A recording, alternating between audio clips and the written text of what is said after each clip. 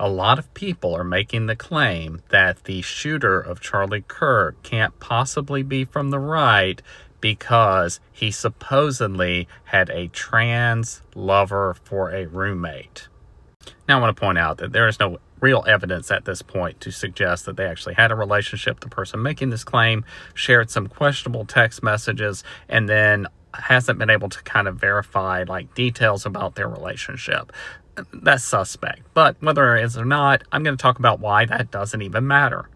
Now, first, he had associations with the Groyper movement, which is a far-right extremist movement, even more far-right than Charlie Kirk, and they had a beef with Charlie Kirk. Nick Fuentes' group had a beef with Charlie Kirk, and Nick Fuentes has questionable sexuality. In fact, this is a group of incels, and a lot of them take the mentality that, well, if women won't love us, we might as well love each other. So they're not really against LGBTQIA relationships.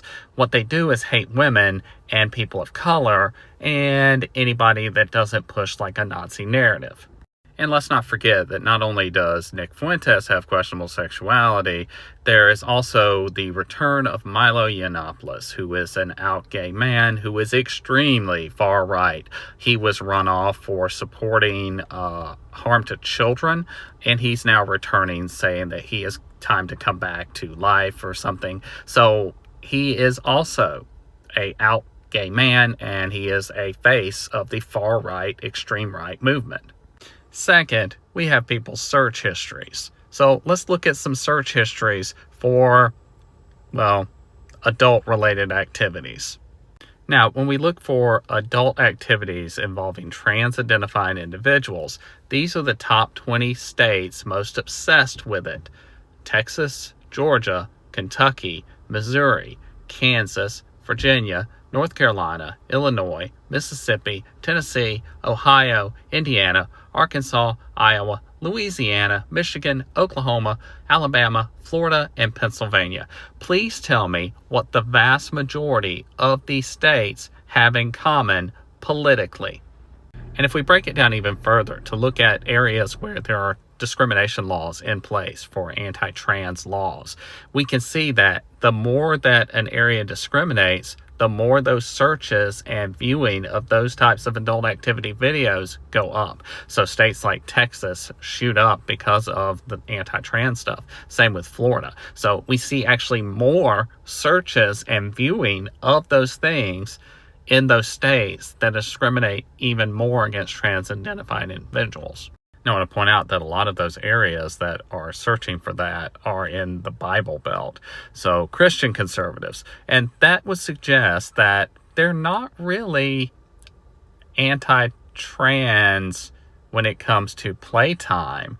It's just that they are anti-trans in public, which suggests that they are closeting themselves in certain ways to not experience the full, sexuality or whatever it is that they're looking for, that maybe they're missing out on something. And if they would just stop the hate and embrace the people that, that they're hating publicly and love them like they do privately, maybe their lives will be better. Maybe they'll have less hate in their hearts, and maybe Charlie Kirk would still be alive.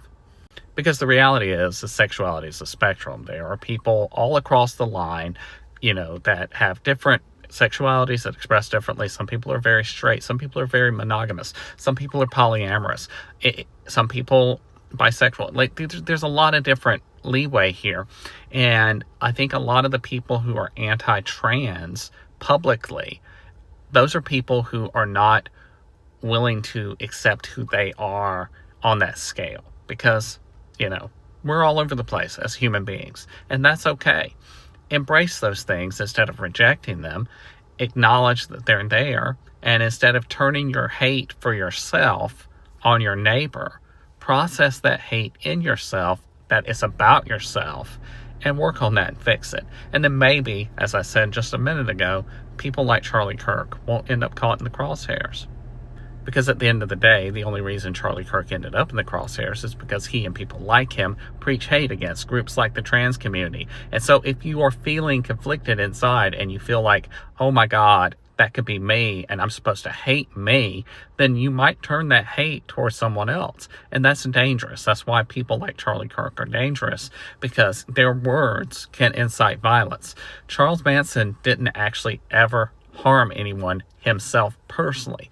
His words caused others to harm people for him. So that's what Kirk did. Same kind of thing. And someone acted on it. Now, whether that person turns out to have had a relationship with a trans person or not, that's irrelevant. Because the fact is that conservatives are actually okay with it privately. They just don't want to admit it publicly. And they're shamed into hating it. And so maybe stop. Anyway, that's my thoughts. Let me know what you think.